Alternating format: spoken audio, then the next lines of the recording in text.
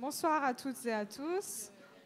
Donc je tiens d'abord à remercier Robin de Courcy qui va nous rejoindre d'ici quelques instants et Laetitia Merli pour leur performance plus ou moins stimulante.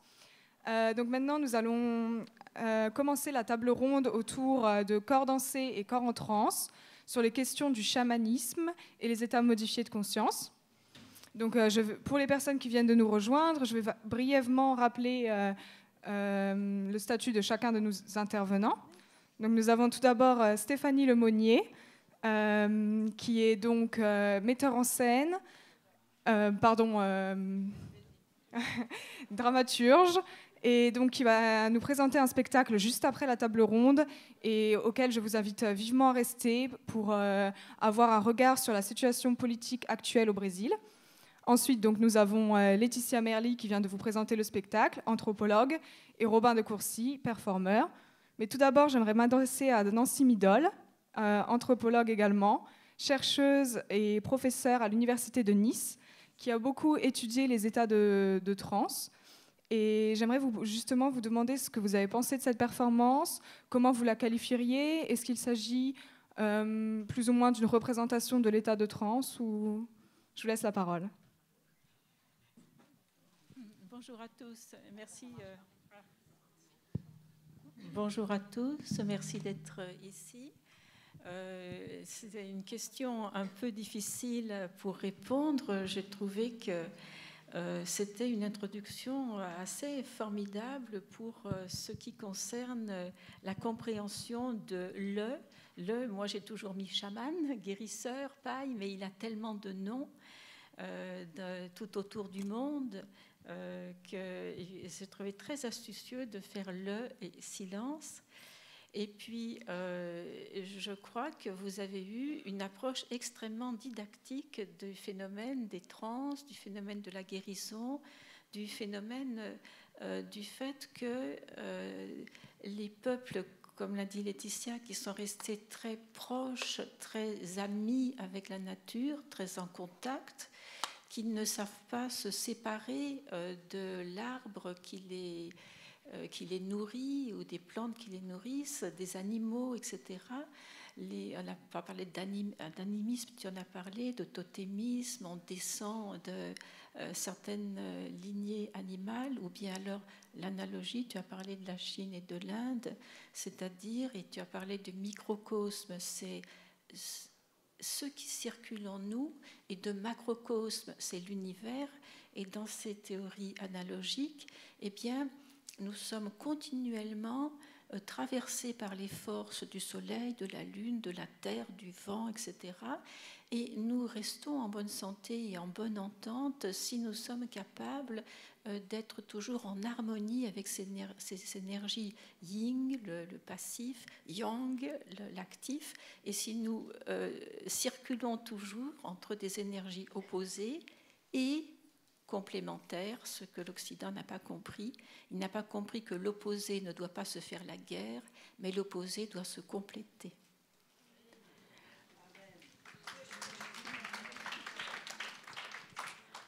Alors, après, c'est sûr que Robin, Laetitia, tout le monde parlera de ce spectacle. Et voilà. Je voulais vous demander, est-ce que certains d'entre vous ont levé les yeux au ciel et regardé les nuages? Les nuages qui se transforment tout le temps, les nuages blancs, plus ou moins blancs, qui prennent des formes animales, des formes végétales. Baudelaire disait « c'est merveilleux, nuages ». Est-ce que vous vous êtes parfois senti cotonneux ou pur ou mobile avec le nuage? Est-ce que certains d'entre vous, vous êtes devenus le nuage dans son mouvement?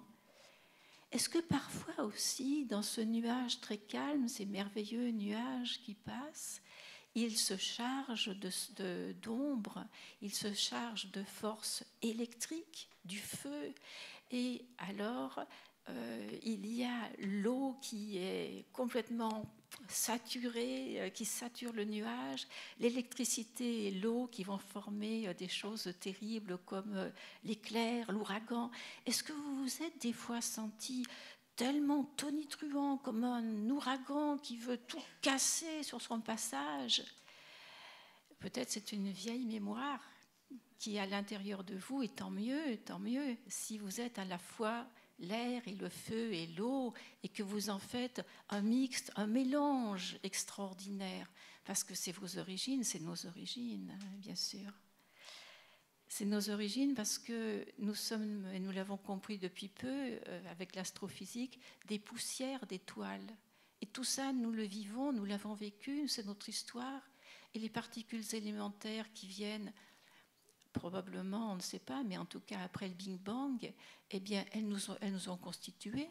Et même si on se fait incinérer, eh bien, les particules élémentaires qui nous constituent, le carbone, etc., reste tel quel, et donc va se réorganiser dans d'autres façons de voir le monde, dans d'autres on dira conscience.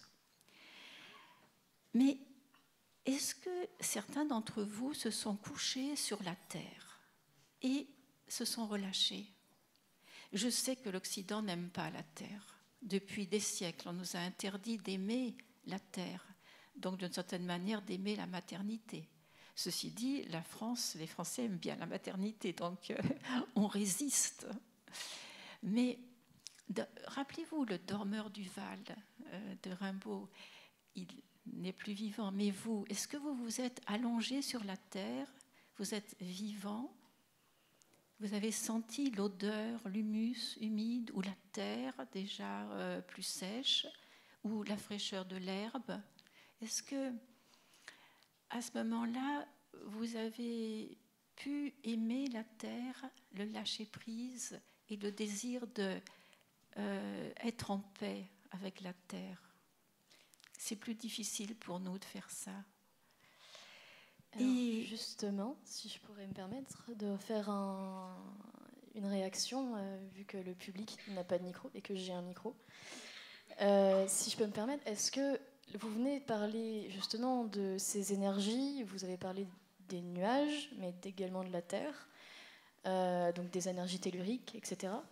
On a senti, j'étais au premier rang, juste à côté, et on a vraiment senti un souffle presque passer, et provenait de la respiration de Robin, donc, qui venait juste de nous retrouver. Et je pense que surtout, cette performance a pu nous montrer que la danse, en quelque sorte, nous permet de se connecter à ces énergies. Et notamment, comme vous l'avez dit, très bien dit, Laetitia, dans votre texte, le tambour également est une matérialisation de ces énergies qui ne sont pas directement visibles, mais qui sont perceptibles. Donc ma question, voilà, ça serait peut-être, est-ce que dans cette performance, Robin, ou même Laetitia, comment avez-vous ressenti ce passage d'énergie par le corps? Alors, pas directement sur cette performance obligatoirement, mais en général dans la pratique de la danse, je crois...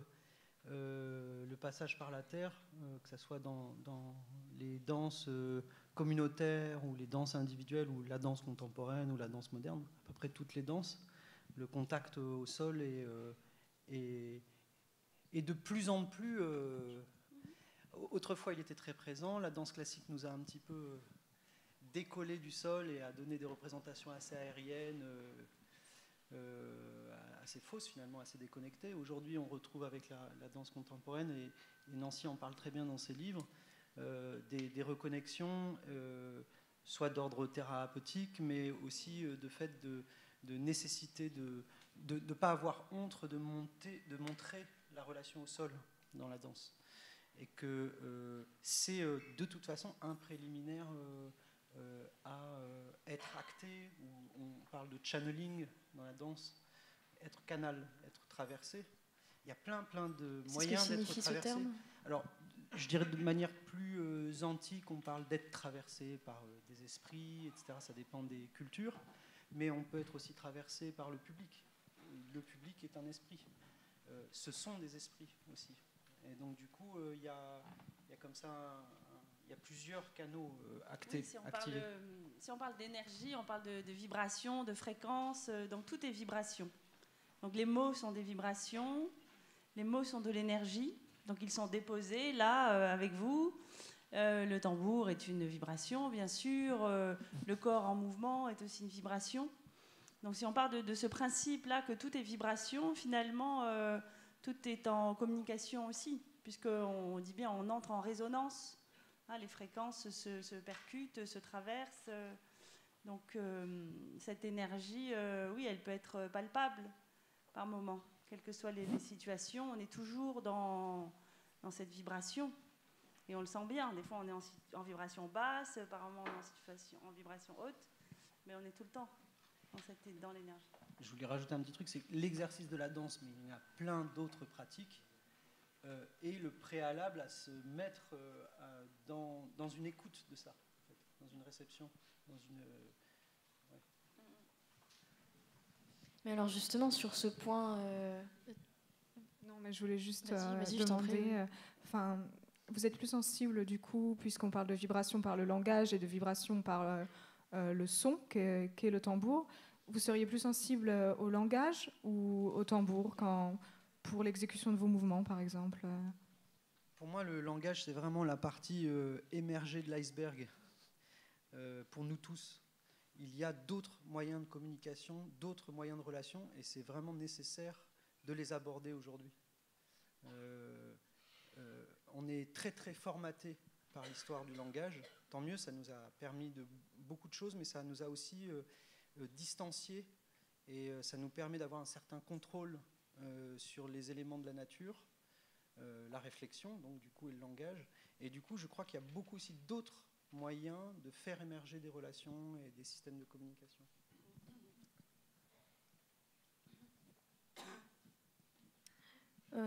Oui. Peut-être que la question, c'est véritablement pour nous, occidentaux, qui depuis au moins le XVe siècle avons été interdits de relations avec la nature, avec les animaux, autres que pour les posséder ou les diriger. On en a fait des outils, des maîtres et possesseurs de la nature, nous a proposé la Bible, et on vient de comprendre avec les sciences très rationnelles, on vient de comprendre qu'en fait nous sommes tous interreliés, nous sommes tous interdépendants, nous sommes tous, je disais tout à l'heure, des poussières d'étoiles, c'est-à-dire que nous sommes tous des frères et des sœurs, dans un nexus, dans un ensemble qui est l'univers et qui est interdépendant. Et l'espace est interdépendant avec le temps. Et on se rend compte qu'avec la disparition des espèces à grande vitesse aujourd'hui, nous mettons même notre espèce en danger alors que nous voulions dominer le monde. Nous sommes les victimes de notre propre fausse manière de penser. Et c'est pourquoi nous nous retournons aujourd'hui vers les autres, c'est-à-dire vers les non-humains, le végétal. Le végétal, on prend de l'ayahuasca ou bien on fait de la méditation auprès de son arbre, sous un arbre, et puis tout d'un coup, quelque chose dans le lâcher-prise apparaît qui fait que là, on ressent dans cette expérience de corps, dans cette expérience sensible, dans cette expérience très très paradoxal. On voudrait et on ne voudrait pas, et il faut ne pas vouloir pour réussir l'expérience de la méditation. Eh bien, on sent qu'on appartient à l'univers et qu'on en fait partie. Et dans ce cas-là, alors, la proposition, c'est de véritablement réapprendre les liens avec lesquels on nous a distancés. Mais comment réapprendre le lien avec un arbre? Oui, en prenant de l'ayahuasca, oui, en faisant de la méditation, c'est-à-dire en faisant des expériences de lien, d'être relié avec. Et c'est véritablement cette façon écologique on est tous motivés, je crois, aujourd'hui, pour savoir qu'on ne peut pas spéculer ni sur l'air, ni sur le soleil, ni sur l'eau, mais qu'on doit devenir des amis de cet univers dont nous faisons partie. Et c'est peut-être ce mouvement vers cette réappropriation que nous devons réfléchir ensemble pour modifier nos façons de faire. Pour rebondir sur tout ce que vous dites, parle beaucoup du langage, mais finalement, à travers le langage, c'est aussi un message. Donc, ce que tu essayes de dire aussi, c'est que du coup, on a tous accès à ça par la rêverie, par le sommeil, par des petits temps d'attente ou de latence qu'on a en permanence les uns et les autres, et qui sont des légères transformations de notre façon d'être, et qui nous permettent de changer nos systèmes et nos structures, et que ce soit par des trans intenses, qui sont par l'ayahuasca ou autres, ou par des rêveries, des nuages. On est dans des états de transformation de nos systèmes, et ces états modifiés de conscience et ces trans, en tout cas moi je trouve ce qui me passionne, c'est comment nous, on est tous sur des systèmes un peu tous fermés, et comment ces étapes nous permettent de changer de système, comme un logiciel qui change de système. Voilà. Et ça nous permet ça parce que ça nous permet juste de lâcher prise et d'être dans une démaîtrise. Et nous, pas mal occidentaux, mais pour pas être dans la critique non plus des occidentaux, mais on est beaucoup sur une maîtrise et de la langue et du corps, etc., etc. Et ces moments-là de latence sont on s'abandonne à quelque chose, et du coup, on retrouve du corps collectif ou d'autres façons d'être ensemble qui parfois nous ont manqué à force d'être trop intelligents. Ce truc du trop intelligent, là, quelque chose. Et ce qui nous réunit aussi tous quand même autour de cette table, ce qui est important, c'est que on est tous dans la pratique d'expériences de transe à plein de degrés différents. Et je pense que c'est aussi ça notre force là, c'est qu'on a vécu plein de trans et plus ou moins intenses. Et qui, je pense, pour certains, notamment pour toi, Nancy, je crois, ont été dans une surprise d'être pris par des trans à des moments où on ne s'y attend pas. Et on se dit, mais en fait, il y a d'autres réalités qui existent. Et ces autres réalités, elles font du bien parce qu'on peut appeler ça pensée magique ou pas pensée magique, c'est juste ça fait du bien parce que ça nous décolle du nez à la vitre, là, ou on avance un peu face au mur, là, en essayant de pousser le mur, et que ça ouvre ça, quoi. Et j'ai l'impression que, voilà, on est pris des fois par des choses dont on ne s'attend pas. Moi, voilà. Surtout si on regarde ce mot de transe, en fait, c'est vraiment un passage. Hein, comme tu dis, voilà, c'est qu'on passe dans un autre état. Et donc, à différents niveaux, on peut être dans d'autres états. Donc, l'acteur sur scène qui se laisse traverser, le danseur, le chaman, mais aussi quand on a des moments de lâcher prise. Même les théoriciens et les grands chercheurs aussi sont dans des... de présence à soi. Chaque moment de présence à soi où vraiment on lâche prise sur le contrôle habituel qu'on a, on est dans cet état de transe. Oui, de présence à soi et de connexion avec l'extérieur. C'est pour ça que la question intérieur-extérieur est extrêmement intéressante parce que c'est continuellement de l'intérieur et de l'extérieur qui s'échangent. Et ça, c'est extrêmement important. Se connecter au plus profond de soi-même, en fait, pour être relié à plus grand que soi. Oui, se relier, c'est pas l'extérieur, c'est de l'intérieur, quoi. C'est ça qui est le plus intéressant, du coup, dans ce mouvement d'intérieur-extérieur, c'est qu'on est connecté aux autres par son intérieur, enfin, par une perception que l'on a de soi, en tout cas, et qui ouvre les perceptions sur un monde plus global. Et ce que je voudrais rajouter, c'est que la transe, cet état modifié, les trans au pluriel, cet état modifié de conscience où il n'y a plus un corps et un extérieur, où il y a... Voilà. Ça a été repéré il y a très longtemps par Aldous Huxley au moment de la Première Guerre mondiale, lorsque des avions anglais ont été sous le feu des armes et sont tombés en vrille.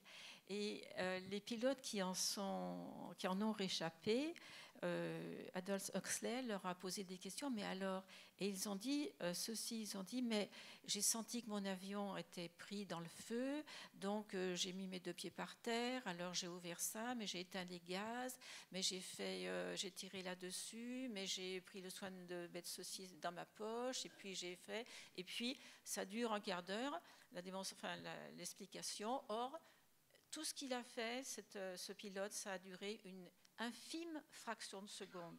Et ça voulait dire que cet état de transe est une sauvegarde. Huxley dit d'ailleurs que c'est probablement l'espèce humaine a pu survivre parce que les premiers les premiers hommes, on revient toujours de plus en plus loin pour les premiers hommes et femmes, mais ils avaient cette capacité de trouver une ressource physiologique en eux pour échapper au danger, c'est-à-dire s'adapter, changer la notion du temps et de l'espace pour s'adapter à une situation mortelle. Alors moi j'aurais une question pour Robin, précisément, mais vraiment voilà, la question est ouverte. Mais pour revenir à ce que vous avez eu à l'instant l'occasion de parler sur cette relation entre l'intérieur et l'extérieur et cet état de transe, même si ici voilà, tu n'étais pas en soi dans un état de transe, mais comment est-ce que tu t'échauffes?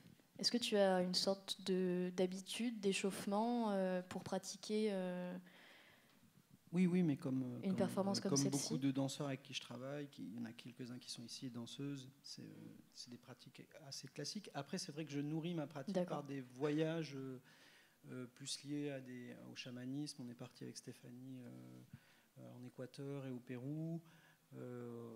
Voilà, on discute avec Nancy et Laetitia, donc on a aussi des pratiques qui s'intéressent à des formes plus archaïques de la danse, ou même je fais des recherches sur l'origine de la danse, c'est quoi, qu'est-ce qui s'est passé, donc je la fantasme, je l'imagine, je me demande pourquoi les premiers êtres ont dansé. Alors l'origine elle est souvent animale, puisque nous sommes, ça c'est intéressant aussi par rapport au sol, nous sommes éminemment animaux. Nous sommes des animaux. Et notre corps a les stigmates et nos cellules sont ancestrales. Et un peu comme tu disais, mais on a nos ailes, on a la queue en bas du coccyx, on a tout ça. C'est encore là, c'est encore présent. Donc par l'exercice, pour rejoindre ta question, par l'exercice, excusez-moi. Par l'exercice, on peut retrouver comme ça des principes animaux. Alors on parle aussi de principes animistes, mais des principes animaux. Et puis pour ceux qui souvent voient le chamanisme ou les trans comme un truc, les esprits, les machins, les trucs un peu lointains, en fait la science aujourd'hui est en train de vraiment complètement reconnecter. Et c'est vraiment une part égale en ce moment. On est en train de se rendre compte, à un moment tu évoquais ça dans ta lecture pendant la performance, on sait aujourd'hui que beaucoup de chamans travaillent directement sur l'ADN des personnes malades. Et en fait, ces espèces de visions un peu phosphorescentes, avec des lumières extraordinairement brillantes, etc., un peu tous les clichés psychédéliques qu'on a l'habitude de voir, ou certains ont l'habitude de voir, ce sont en fait des émissions, des photons. L'ADN émet des photons. Donc du coup, dans le noir et par la prise de certaines substances, on a accès directement à l'émission phosphorescente des photons d'ADN. Donc on a accès vraiment à notre génome.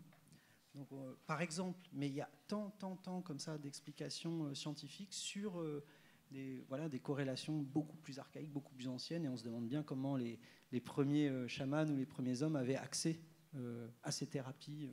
Et je crois que juste pour ajouter, ils ont fait des scanners des cerveaux de personnes en transe ou de chamans qui ressemblent, si je ne me trompe pas, au cerveau de crise d'épilepsie, de quelqu'un qui a une crise d'épilepsie. Et du coup, la crise d'épilepsie, souvent, c'est une surcharge d'informations neuronales qui se passe dans le cerveau. Et quelqu'un en transe, en fait, va convoquer de façon souvent consciente, en tout cas volontaire, rentrer dans ces états-là. Alors que c'est considéré comme une maladie, une crise d'épilepsie, et là on rentre et on sort, et aussi de façon très scientifique, pour continuer, que ces personnes-là seraient beaucoup moins sujettes, en tout cas les personnes qui rentrent facilement en transe et qui vont régulièrement, seraient moins sujettes au cancer, qui est une attaque en fait de certaines défenses immunitaires et de certaines parties du corps en tout cas. Du coup, c'est aussi intéressant de voir ces autres chemins que peut prendre, en tout cas, la relation science, étude des trans ou du chamanisme, et ces états qui amènent dans des états considérés comme quoi, d'ailleurs? Hein? Non, Aujourd'hui, on peut vraiment parler de trans thérapeutique, hein, puisque toutes ces expériences-là sont faites en laboratoire avec de l'imagerie cérébrale, etc. Et donc les zones du cerveau sont bien étudiées pour montrer que les états altérés de conscience amènent à plus de connaissances, de régénération, moins de sensations à la douleur. Enfin voilà, il y a plein d'utilités à cette transe, quoi. Il y a plein de façons d'utiliser cette transe.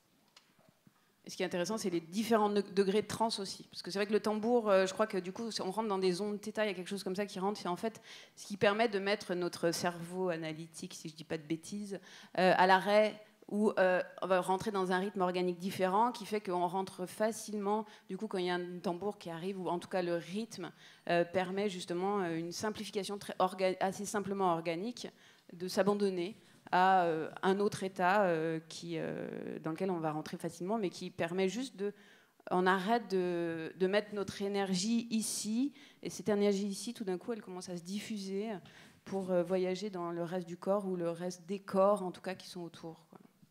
Oui, alors ça me fait penser, ça me donne envie de vous dire quelque chose de très important. Beaucoup le savent, je pense, ici, mais ça vaut le coup de le redire. Nous sommes empêchés par notre mental. On en a fait une arme positive pour bien réfléchir, ça c'est bien, mais cette arme n'est pas toujours bonne. Et je crois que chaque fois qu'on fait une thérapie, en tout cas j'en suis sûre, vous aussi, il est très important de dire lâchez le mental. Alors ça ne veut rien dire, on va dire ne jugez pas, ne comparez pas, ne vous jugez pas vous-même, parce que la personne la plus méchante avec qui on est, c'est avec soi-même. Et pourtant, tout ce que l'on fait, même si aujourd'hui, adulte, on n'est pas tout à fait d'accord avec certaines choses que l'on fait, il faut se souvenir que si on fait comme ça, c'est parce que dans l'enfance, ce comportement-là nous a sauvés. Donc, on ne va pas le juger. Et donc, véritablement, il y a une chose qui est très, très importante, c'est que quand on peut sortir comme ça de « je vais juger », je vais critiquer, je vais savoir, et premier, deuxième et troisième, on est en train d'investir le cerveau, l'intellect, le mental, qui va nous empêcher de revenir à une situation beaucoup plus animale, mais beaucoup plus altruiste et beaucoup plus coopérative. Et c'est ce que nous découvrons aujourd'hui dans les sciences, c'est-à-dire véritablement la coopération, l'altruisme, c'est peut-être aussi une des pistes de notre sauvegarde. Si je peux me permettre de prolonger ça, et sans assez du tout de vérité, ou en tout cas tenter, c'est juste dire que le mental, c'est notre énergie la plus puissante en fait qui existe. C'est juste où est-ce qu'on l'invite à aller, où est-ce qu'on l'oriente, qui fait que du coup on peut être en partage.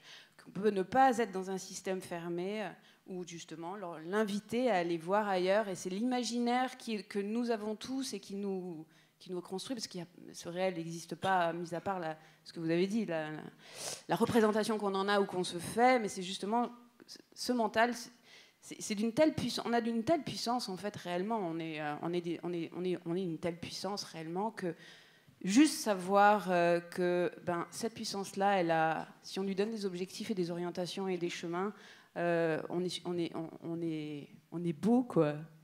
Non, ce que je veux dire, c'est que le mental, ce n'est pas la puissance de réfléchir. Le mental, c'est en imagerie cérébrale des zones très précises qui s'allument et qui sont d'une certaine manière, pour ce qui concerne la vie en société, qui ne sont pas performantes. Après, bien sûr, plus on est intelligent, mais l'intelligence toujours sensible, comme le proposent les philosophies d'Orient. Et d'ailleurs, on sait, c'est Damasio, le physiologiste, qui a montré qu'on n'est pas intelligent sans émotion. Et en même temps, les émotions, lorsqu'elles nous submergent, nous rendent très, très cons. Donc voilà, c'est la complexité du cerveau. Et quand je dis le mental, c'est cette capacité sociale qu'on nous propose de faire dès le jeune âge à l'école, de juger, de comparer et des fois de se culpabiliser. Alors ça, c'est le plus mauvais qui soit.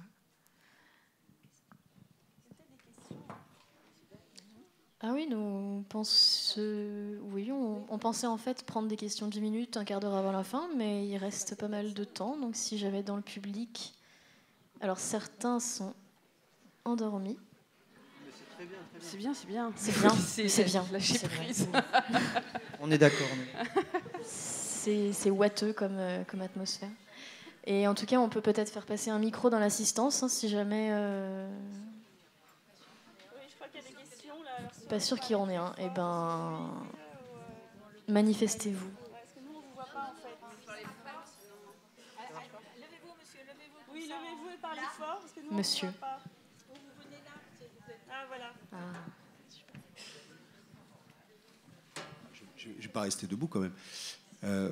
Alors moi déjà, je suis très très très surpris parce qu'on est quand même très nombreux aujourd'hui et sur un sujet qui était tabou pendant très longtemps. Donc ça me fait vraiment plaisir de voir qu'il y a quand même des choses qui ont bougé ces dernières années et que ça me fait chaud au cœur de voir qu'en fait, on va effectivement de plus en plus vers cette subtilité en fait, auquel on a tous accès en fait. Moi, j'ai eu l'occasion de vivre plusieurs trans à différents niveaux, à différents endroits. Et ça m'a simplement rassuré, enfin pas rassuré, ça m'a remis en contact avec ce que je suis en tant qu'être. C'est-à-dire qu'on dit bien être humain. Et c'est tout simple en fait. Dans le français, c'est hyper clair. Être humain, on est deux. Donc nous sommes des humains connectés à un être et nous sommes bicomposants. Voilà, c'est ça qu'il faut juste comprendre. Remettons-nous à notre place d'humains et faisons l'intercession entre ce que nous sommes en tant qu'énergie, conscience, et ce que nous sommes en tant qu'humains, acteurs, là pour quelque chose sur cette terre. Voilà. Certains disent spiritualiser la matière, c'est vraiment le travail de l'humain. Donc moi j'ai eu l'occasion de toucher à ça et du coup quel plaisir de pouvoir le partager avec d'autres. Merci beaucoup. Oui, je crois que tous ces systèmes, on va dire, sont nés par l'expérience, justement. Hein. C'est qu'il n'y a pas de théorie là-dedans, c'est que c'est vraiment une accumulation d'expériences qui a sûrement été théorisée après coup, mais il faut voir que c'est le vécu. Hein. C'est que chacun s'appuie sur son propre vécu et se crée sa propre histoire pour se reconnecter à soi et à plus grand que soi. Donc à chaque fois, c'est différent et en même temps, c'est toujours pareil. C'est toujours la même chose. Et ce qui est intéressant également, c'est que souvent on pense, souvent en Occident en plus, que la transe est un oubli de soi total, une absence de maîtrise, une absence de contrôle. Et au contraire, ce serait plutôt une introspection, quelque chose d'une écoute de sa propre relation aux énergies. Et peut-être qu'en lien avec la danse, la danse n'est pas un oubli de soi, c'est une autre perception de... J'aime pas le terme force, mais bref, ça peut encadrer, enfin ça peut prendre en compte différentes notions. Oui, ça peut être un chaos, mais un chaos qui permet le réalignement. On perçoit autre chose. Mais la musique là-dedans joue un rôle important, notamment dans les concerts par exemple de musique électronique. On arrive dans un état modifié quasiment grâce au rythme souvent, souvent au rythme des basses, etc., qui ont une sorte de profondeur, de pénétration et qui font ressortir quelque chose. Mais c'est pas un oubli de soi, c'est quelque chose d'autre. Et voilà, je pense qu'il y aurait un lien entre la danse et ce qu'on peut trouver dans l'état de transe, qui serait du coup à déconstruire, hein, la transe comme oubli de soi. Oui, ce que je veux dire, c'est faire référence aux rituels qui sont faits en Amérique latine ou ailleurs. Et les chamans ou les médiums, ou comment on les appelle, font des rituels, et dans ces rituels on danse, et ils disent toujours ce sont les forces de la nature. Au Brésil, dans l'Ubanda ou le Candomblé, ils appellent ça les orishas, les forces de la nature, c'est-à-dire le feu. Elles ont des qualités différentes, le feu, la terre, l'eau, l'air, la lumière. Les orishas aiment danser en nous et nous offrons notre corps à leur danse. Et si on danse comme ça, peut-être même sur du techno, on regarde et on dit « Ah, c'est une fille du feu. ah, c'est un fils de l'air. C'est-à-dire qu'on peut qualifier, comme on dit, on est Capricorne ou je ne sais pas quoi, Balance, qui sont Capricorne, c'est-à-dire qu'on est animal, on est déjà dans des liens. Eh bien, la danse, c'est danser la nature en soi. Et c'est pas danser pour montrer, regardez comme je fais des belles pointes. Non, c'est véritablement incorporer une force qui est qualifiée, qui est connue précisément dans toutes ses qualités. Et lorsque l'on est rentré plusieurs fois en transe sur certaines qualités, sur certains éléments, les chamans nous disent « Ah, mais toi, tu es un filio del, etc. Tu es un fils de... » Et ça nous donne, mieux qu'une psychanalyse, nos qualités, nos défauts, nos forces, nos faiblesses, et on ressort avec une identité. Et c'est ça qui nous manque un peu, moi, je trouve, trouver son identité. Pardon. Aussi, souvent, c'est aussi des rituels des rituels de passage qu'on a aussi dans nos sociétés, ces rituels de passage, mais du coup, ils sont moins formalisés, peut-être, ou moins collectifs, en tout cas, qui fait que ces rituels de passage peuvent être parfois plus longs, alors qu'un rituel de passage collectif, hein, mais enfin, moi, j'ai eu des rituels de passage en électro, avec les musiques électro et les rêves parties. Et du coup, c'est des formes de rituels de passage aussi, parce que finalement, c'est quoi ? On a besoin du collectif. À un moment donné, on se retrouve avec du collectif, et puis ça nous permet de passer à autre chose. Et il y en a plein. Du coup, ils sont moins formalisés ou moins mis en scène, en tout cas. Mais c'est ça aussi qui aussi permet... on parle de passer de l'âge enfant à l'âge adulte, mais c'est ça aussi, on en a plein de ces rituels. Passer d'être fille à mère, c'est un rituel. Il y a plein de rituels qu'on oublie. Si on parle tout simplement des règles, par exemple, des lunes, comme ils appellent souvent dans le chamanisme, nous, en France, ça peut être un tabou impossible, incroyable. J'entendais parler de femmes ou d'hommes qui sont incapables de parler de ça à leurs enfants, alors que ça peut être juste un état de fait, quoi, de se dire « Ah bah oui, il y a quelque chose qui est organique qui dit qu'on passe à un autre état, qui nous permettra de passer encore à un autre état, etc. etc. » et de le fêter, en fait, hein, aussi, d'être juste simplement heureux de passer des étapes. C'est des formes de transe aussi, de rituels, en fait, qui sont amenés par simplement être joyeux, en fait, ensemble. Et oui, c'est aussi créer du lien. C'est pas ça. Le mot-clé, c'était ça, c'était le c'est de célébrer chaque passage dans la vie pour créer du lien. Pour créer du lien, oui. Se raccrocher à une communauté, à une histoire.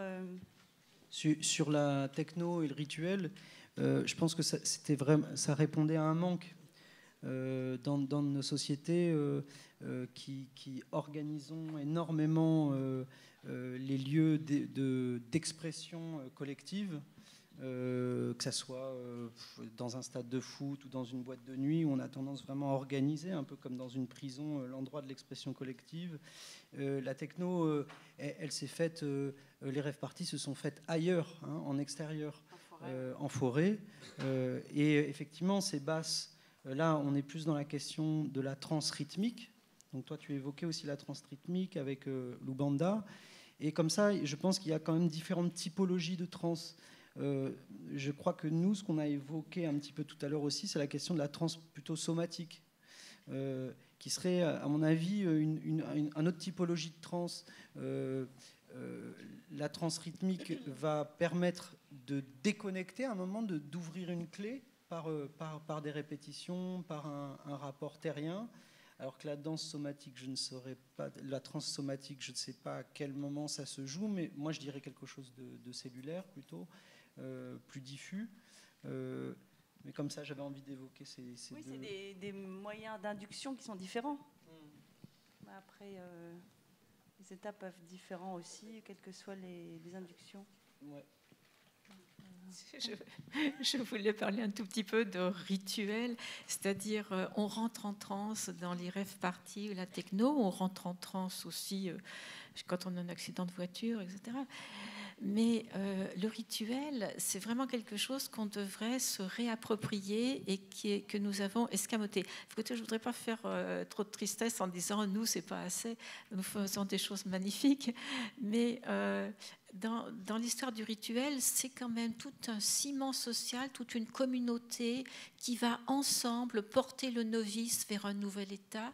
Et dans ton spectacle, il y a un moment fabuleux, là, quand tu parles de rituel, de comment on fait venir un enfant. Je vous invite vraiment à entendre ça jusqu'au bout, parce que c'est tellement émouvant. Et on se dit, oh, si on pouvait faire des rituels comme ça chez nous, pas forcément celui-ci, mais un autre pour lequel tous ensemble, on travaille à aider quelqu'un à advenir et quand il tombe, à l'aider à remonter sans passer par la case prison. Mais justement, puisqu'on parle un peu de collectif, de rituel, j'ai quelque chose qui me vient à l'esprit justement pour avoir assisté aux répétitions de vos spectacles plus tôt dans l'après-midi. Je me suis demandé aussi, est-ce que les trans, ou plus généralement les états modifiés de conscience, n'ont-ils pas en quelque sorte besoin du langage, au sens où elles auraient besoin d'être mises en récit pour être vraiment comprises, au sens de prendre avec, c'est-à-dire partager, puisque, bon, pour garder un peu de mystère pour le public qui va assister à votre spectacle tout à l'heure, dans le public, il y a des gens qui se lèvent et qui vont raconter des rêves. Je ne veux pas trop en dire, hein, mais non, mais juste je par pense rapport que à l'essentiel est dit là. Non, mais juste par Vraiment. rapport à la thématique du rêve qui peut être entendue comme état modifié de conscience, comme vous le disiez tout à l'heure, Nancy. Ces rêves, puisqu'il faut qu'ils soient racontés, est-ce que ce n'est pas justement ce fait d'être traduit par le langage qui permet ensuite d'avoir une portée plus politique, donc avec le Brésil, et donc de faire partager, de dire quelque chose sur le monde, en fait, à partir de ces trans, mais en fait, à partir du moment où elles sont transposées par le langage. Je suis désolée si c'est pas très clair, mais c'est juste pour voir le lien avec le langage vraiment. Mais moi, ça m'importe tout particulièrement la question du langage, parce que je trouve qu'il y a aussi dans le langage un endroit de un endroit de démaîtrise aussi. Enfin, il y a un langage très maîtrisé, connaissance, partage de connaissances, un peu confrontation de connaissances. Et puis, il y a aussi d'autres langages où on s'abandonne. Moi, j'avais beaucoup travaillé à une époque sur aussi des listes, des choses qui rentrent de la même façon qu'en danse, on peut rentrer dans des rythmiques. Et il y a quelque chose qui rentre et on rentre dans des boucles. Et ces boucles permettent d'aller dans d'autres systèmes. Et ça peut se faire, ça peut être aussi avec le langage. Et le langage est extrêmement politique aussi. Et ça importe aussi d'aller dans du politique et du poétique, comment il y a un maillage qui peut se faire entre les deux. Et ça, on peut s'échapper aussi. Enfin, la langue est puissante, quoi. Si on casse l'idée de devoir à tout prix maîtriser le sens qu'il y a derrière, la langue est l'imaginaire, le corps est l'imaginaire. Enfin bon, il y a ce chemin-là qui se tisse, et forcément avec le rêve aussi, parce que après ce que tu disais avec le rêve, ce qui est magnifique, c'est que du coup avec le rêve, on est obligé de casser. Quand on essaye de se remémorer un rêve, en fait, c'est assez fabuleux parce qu'on est obligé parce que en fait, c'est complètement irrationnel. On a quelqu'un qui arrive qui devrait pas être là, alors on dit qu'il devrait pas être là, et puis tout d'un coup, on dit, là, dans un rêve, elle est blonde, mais en fait, on s'en fout qu'elle est blonde. Et puis, ça passe par tous ces chemins-là, et puis on les raconte. Et en même temps, en le racontant, on se rend compte qu'il y a des confrontations d'univers, de personnages qui n'ont rien à faire là, mais qui sont là quand même. Et du coup, ça devient... Ah oui. Et là, on réouvre les imaginaires. Parce que finalement, nos imaginaires, ils sont vachement proches de... Enfin, un imaginaire, il n'advient pas comme ça de nulle part. On a un peu tous des imaginaires communs en fonction de nos cultures. Et parfois, le rêve permet justement de s'échapper de ces imaginaires et qui nous disent autre chose. Et la langue, tout d'un coup, quand elle retraduit ça, elle casse aussi ses chemins habituels, quoi. Et parfois aussi, c'est justement en racontant son rêve qu'on va se rappeler de certains détails de son rêve, ou c'est justement en prenant la parole qu'on peut aussi exprimer et donc aller en quelque sorte au-delà de cet état, le rêve, si on pourrait le définir comme un état modifié de conscience, aller au-delà de l'état modifié de conscience en le transcrivant par la parole, justement, et en s'en souvenant soi-même aussi. Mais c'est pareil dans les trans chamaniques, justement. Hein. C'est une fois qu'on a construit cette narration, Du coup, l'histoire du chaman se construit aussi, parce que c'est par accumulation de ces expériences-là et ces différentes narrations qu'au fur et à mesure, il écrit aussi sa propre pratique et son propre univers. Y aurait-il des questions, par hasard, dans l'assistance sur ce qui vient d'être dit ou sur la performance de Robin et de Laetitia? Non, mais sur ce que vous voulez, en fait. Sur ce que vous voulez. Non. En tout cas, je vous invite vivement à aller voir le spectacle de Stéphanie Lemonnier après. Je suis désolée si j'ai un petit peu révélé un aspect. Il n'y a pas de problème, il n'y a pas de fin, il n'y a pas de happy end. Franchement, il y a beaucoup de choses à découvrir dans son spectacle, je pense. Et franchement, je vous invite vraiment. Oui, et aussi, cette conférence a aussi été basée sur l'ouvrage de Nancy Midol, L'écologie des transcendances, qui est un ouvrage passionnant.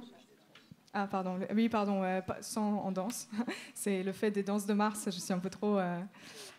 Voilà, l'écologie des trans, et que je vous invite aussi vivement à lire si vous voulez avoir encore vraiment une vision plus approfondie des trans. Voilà, je vous remercie. Je remercie tous les intervenants. Merci.